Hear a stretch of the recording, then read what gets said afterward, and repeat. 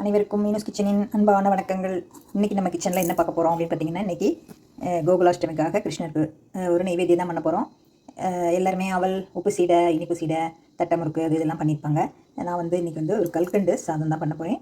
இனிப்பானது. இதுக்கு வந்து 100 கிராம், அதாவது இந்த சின்ன அரை அளக்கில் 100 கிராம் சீரக சம்பா அரிசி எடுத்திருக்கேன். இதை வந்து நல்லா களைஞ்சிட்டு இது கூட பால் சேர்த்து நம்ம வேக வைக்க போகிறோம். கல்கண்டு நம்ம போட போகிறோம். இதுக்கு வந்து சீனி, நாட்டு சக்கரை, வெல்லம் அதெல்லாம் சேர்க்காம இந்த மாதிரி கல்கண்டு, கட்டி கல்கண்டு வாங்கிட்டு வந்திருக்கேன். 1/4 கிலோ வாங்கிட்டு வந்திருக்கேன். இப்போ இதுக்கு வந்து 100 கிராமுக்கு நம்ம 2 பங்கு இது கல்கண்டு சேர்க்கணும். இப்போ அதை நல்லா தண்ணி ஊற்றி நல்லா களைஞ்சிட்டு கொஞ்சம் ஒரு தரம் கலந்து கூட போதும். ஏன்னா அந்த அரிசியோட வாசம் வந்து நல்லாயிருக்கும். நல்லா ரொம்ப போட்டு களைஞ்சி ஊற்றிடாமல் ஒரு தரம் நல்லா களைஞ்சிட்டு ஊற்றிட்டு இப்போ வந்து நம்ம குக்கரில் இதை வேக போட்டுக்கலாம். இப்படி குக்கரில் வேக போடுறதுக்கு பார்த்திங்கன்னா நான் வந்து இதுக்கு பால் வந்து சேர்த்துக்கிறேன்.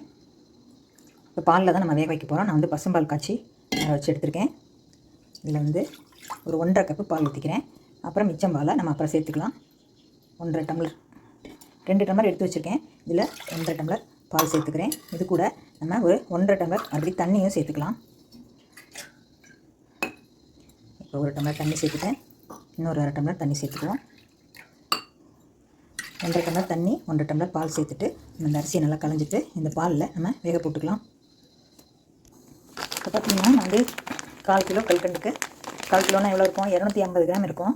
இப்போ வந்து நம்ம வந்து 50 கிராமை வெளியில் எடுத்துடலாம். எடுத்துகிட்டு இந்த 200 கிராம்ங்கிறத நம்ம வந்து சாதம் வெந்த உடனே நம்ம சேர்த்துக்கலாம். சில பேருக்கு இந்த இனிப்பு இவ்வளோ ஜாஸ்தி வேண்டாம் அப்படின்னு நினச்சிங்கன்னா இன்னொரு அச்சு கூட நீங்கள் வெளியே எடுத்துடலாம். ஆனால் இது வந்து நீங்கள் உடச்சி சேர்க்கணுங்கிறது ஒன்றும் இல்லை. இது வந்து நம்ம சாதம் பாலில் வெந்ததுக்கப்புறம் இது அப்படியே முழுசாக கூட நம்ம போட்டு கரைய விட்டுக்கலாம். அப்படி நல்லா குழஞ்சி வரட்டும். இப்போ வந்து அடுப்பில் நான் வந்து பாலும் தண்ணியும் கலந்து வச்சுருக்கேன். அரிசி வந்து இந்த மாதிரி கலஞ்சி எடுத்து வச்சுருக்கேன். பால் வந்து சூடானதுக்கப்புறம் நம்ம இந்த அரிசியை இதை போட்டு நல்லா ஒரு கொதி வரட்டும். லேசாக சூடாயிடுச்சு. நீ அந்த பால் இருக்கிறதுனால பொங்கிக்கிட்டே வரும். இந்த பால்லே இந்த அரிசி வந்து ஃபுல்லாக முழுமையாக வெந்து வரணும். நல்ல ஒரு கொதி வந்ததுக்கப்புறம் நம்ம குக்கரை விசில் போட்டு முடிக்கலாம். அது பால் வந்து பொங்கி வராமல் இருக்கிறதுக்கு இதுக்குள்ளே ஒரு ஸ்பூனை போட்டுடலாம். பாருங்கள் ஃப்ரெண்ட்ஸ், நம்மளோட அரிசி சேர்த்ததுக்கப்புறம் பால் வந்து நல்லா பொங்கிக்கிட்டே வருது.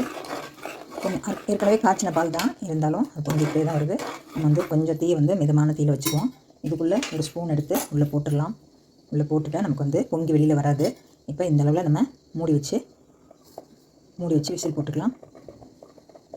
இப்போ நான் வந்து தீ வந்து மிதமான தீயில் தான் வச்சுருக்கேன், கம்மியாக தான் வச்சுருக்கேன். இதிலே வந்து உங்களுக்கு ஒரு நல்ல 3 விசில் வந்துடட்டும். வந்ததுக்கப்புறம் நம்ம எடுத்துகிட்டு பார்க்கலாம். இப்போ நான் 50 கிராம் கல்கண்டை வெளியே எடுத்துட்டேன். இப்போ இந்த கல்கண்டு தான் நம்ம சேர்க்க போகிறோம்.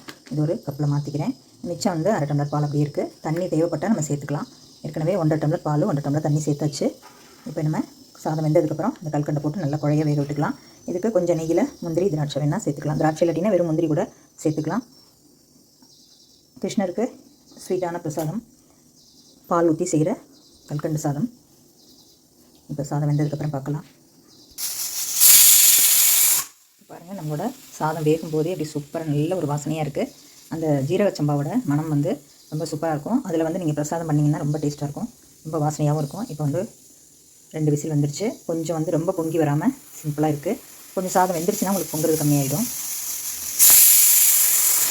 பால் கொஞ்சம் வந்துருச்சு பாருங்கள். மேலே என்ன தான் ஸ்பூன் போட்டாலும் இந்த மாதிரி வருது. கொஞ்சம் நேரத்தில் நம்ம இறக்கிக்கலாம். இப்போ நம்மளோட சாதம் வெந்துருச்சான்னு பார்க்கலாம். ப்ரெஷர் கொஞ்சம் போயிடுச்சு.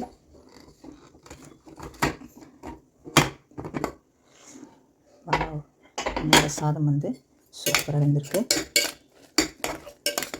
உள்ளே போட்ட கரண்டியை எடுத்துடணும். கரண்டி எடுத்துகிட்டு நம்ம திருப்பி அந்த பால் இன்னும் கொஞ்சம் தண்ணி சேர்த்து கல்கண்டு போட ஆரம்பித்தோடனே உங்களுக்கு நல்லா இலக்கம் கொடுத்து வரும். அப்போ கூட நம்ம பால் அப்புறம் சேர்த்துக்கலாம்.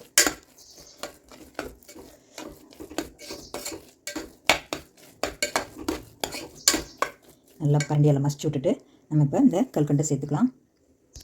இப்போ பாருங்கள் ஃப்ரெண்ட்ஸ், நம்மளோட சாதத்தை வந்து நல்லா பிசைஞ்சு நல்லா கரண்டினால் ஸ்மாஷ் பண்ணி விட்டுச்சு. இப்போ வந்து இந்த எடுத்து வச்சுருக்க பாலில் ஒரு 3/4 பதம் சேர்த்துக்குவோம். ஏன்னா சுத்தமாக தண்ணி இல்லாமல் இருக்குது, அதனால் கொஞ்சம் அந்த பால் இருக்கட்டும்.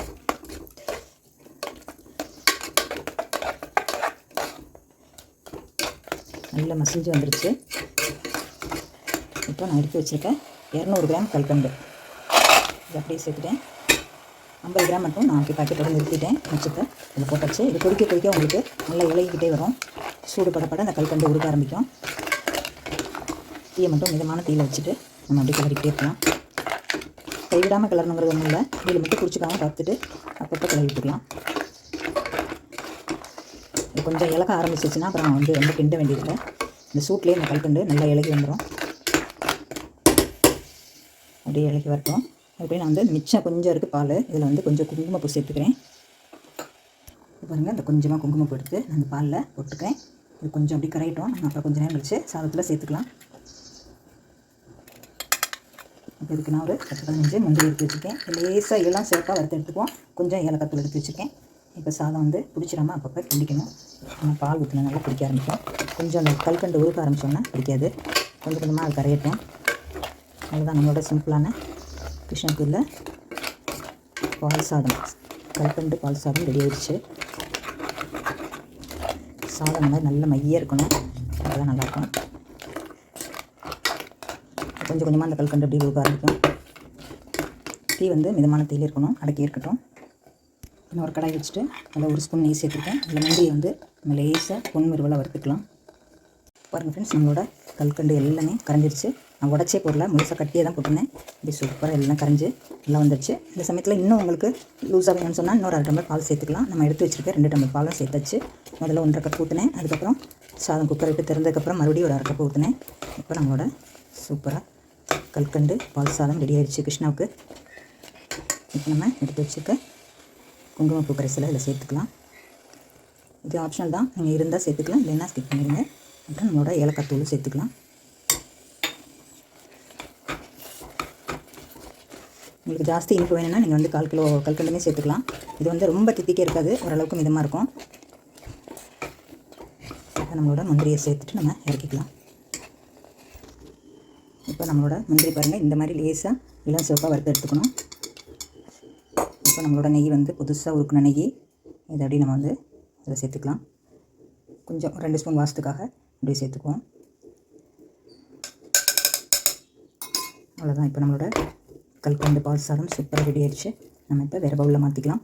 இன்னும் நேராக கொஞ்சம் திக்காகும். நீங்கள் வந்து இன்னும் கொஞ்சம் பால் வேணுன்னா இன்னொரு 1/2 டம்ளர் சேர்த்துக்கலாம். நான் சேர்க்கலை. அதுமாதிரி இனிப்பும் உங்களுக்கு தகுந்த அளவு பார்த்து சேர்த்துக்கோங்க.